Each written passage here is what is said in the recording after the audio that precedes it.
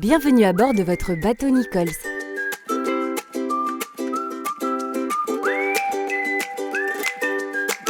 Pour commencer, repérez les emplacements des équipements de sécurité. Les gilets de sauvetage. Leur port est vivement recommandé lors du passage des écluses et des amarrages. Pour les enfants, vérifiez bien leur taille et n'hésitez pas à demander aux techniciens de la base des équipements plus adaptés. Pour votre sécurité, utilisez les mains courantes à votre disposition lors de vos déplacements sur les passes avant, ainsi que dans les échelles et escaliers. Si vous pilotez depuis le pont supérieur, prenez garde à votre tête lors du passage sous les ponts. Allez repérer ensuite la bouée, la balise de détresse ou feu de retournement, les extincteurs, l'ancre à utiliser uniquement en cas d'urgence. Le technicien de la base vous présentera également l'échelle de bain. Elle est utile si vous souhaitez vous baigner pour faciliter la remontée à bord du bateau. Le technicien vous montrera où se trouve rangée la passerelle de votre bateau et comment la positionner correctement. Vous pourrez ainsi monter et descendre du bateau en toute sécurité lors de vos amarrages en cours de croisière.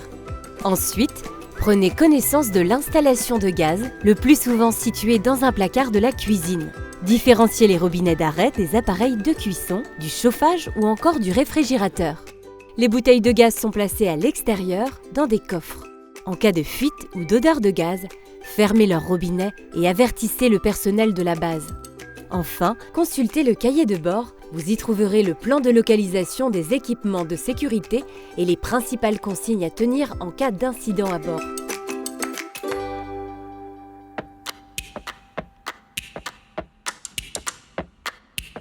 Un technicien de la base vous forme avant votre départ aux règles de la navigation, simples mais essentielles au bon déroulement de votre croisière. Il vous présentera les particularités de navigation dans la région et les consignes à respecter pour naviguer en toute sécurité. Le technicien de la base vous montre comment utiliser les cordages à bord pour vous amarrer. Un peu d'entraînement et les nœuds de marin n'auront plus de secret pour vous.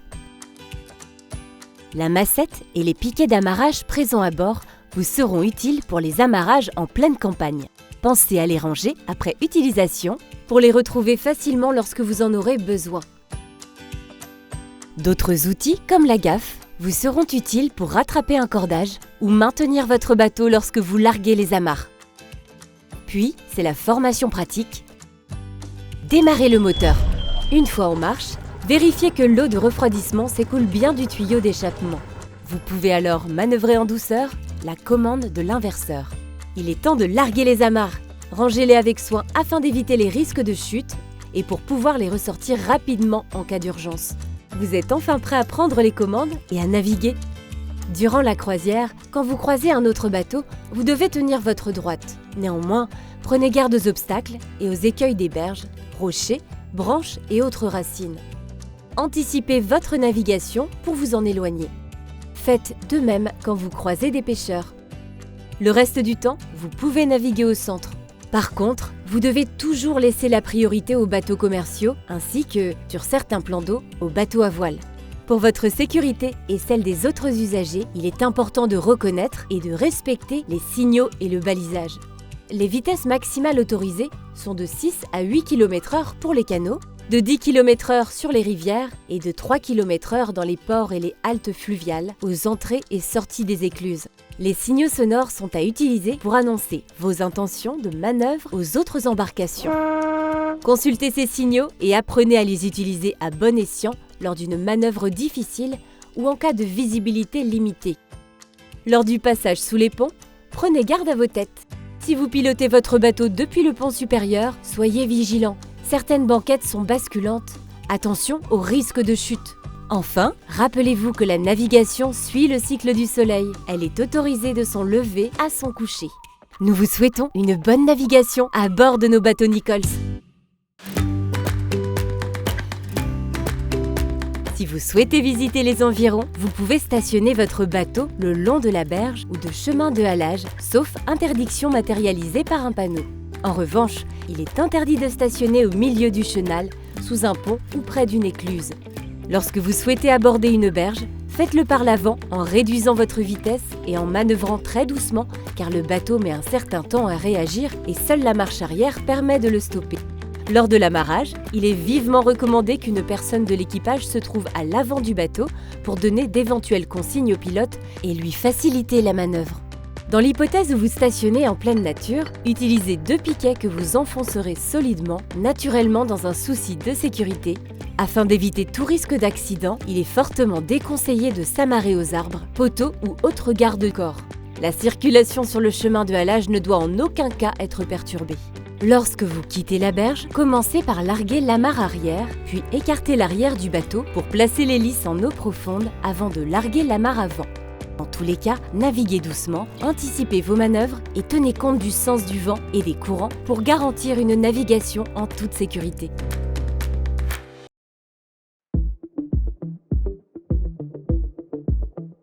Le passage des écluses est une manœuvre simple et agréable si l'on respecte les conseils suivants. Il existe plusieurs types d'écluses.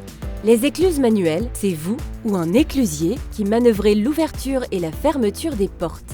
Si un éclusier s'en charge, votre équipage demeure responsable aux amarres. Les écluses mécanisées, 2 cas peuvent se présenter. Les écluses 100% automatisées sans éclusier. L'ouverture des portes est déclenchée, soit par le passage de votre bateau devant un détecteur situé sur la rive, soit par une perche placée au milieu du canal que vous devez tourner d'un quart de tour pour actionner l'ouverture des portes de l'écluse, soit par une télécommande qui vous aura été remise au préalable. Respectez la signalétique des feux avant d'entrer dans l'écluse. Une fois dans l'écluse, vous êtes invité à commander le cycle d'éclusage depuis le pupitre mis à votre disposition. Les écluses mécanisées avec présence d'un éclusier, à l'approche de l'écluse, signalez votre présence grâce à l'avertisseur sonore.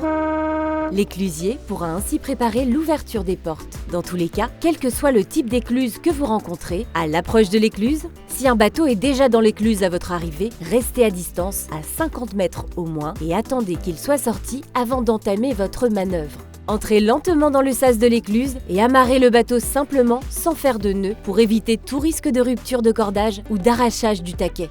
Pendant l'opération, tenez l'amarre fermement sans jamais l'enrouler autour du poignet. Maintenez la tension du cordage pour éviter que le bateau ne chasse en cas de remous. N'utilisez jamais vos pieds ou vos bras pour éloigner le bateau de la paroi. Vous risqueriez une blessure grave. Laissez les pare-battages jouer leur rôle d'amortisseur. Attention, évitez autant que possible l'utilisation de l'échelle du sas. Les barreaux sont parfois glissants, soyez vigilants. Dans l'écluse, laissez votre moteur en marche, au point mort, de manière à pouvoir manœuvrer rapidement le bateau en cas de nécessité. Une fois le processus terminé, attendez l'ouverture complète des portes, vérifiez le repositionnement du gouvernail sur l'indicateur de barre de façon à sortir dans l'axe de celle-ci, puis procédez avec attention à la sortie.